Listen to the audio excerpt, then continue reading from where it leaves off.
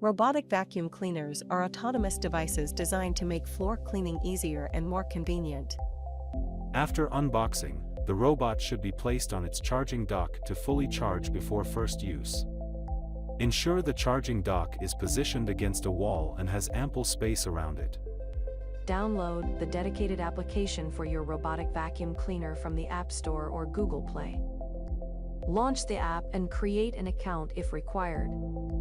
Turn on the robot vacuum and go to the app settings to pair the device. You will typically need to hold down specific buttons on the robot for it to enter pairing mode. Connect the robotic vacuum to your home Wi-Fi network via the app. Check for any available firmware updates for optimal performance. Explore the app for accessibility features like larger fonts and voice over instructions. Some models allow language customization for voice alerts. Customize cleaning modes and schedules as per your needs.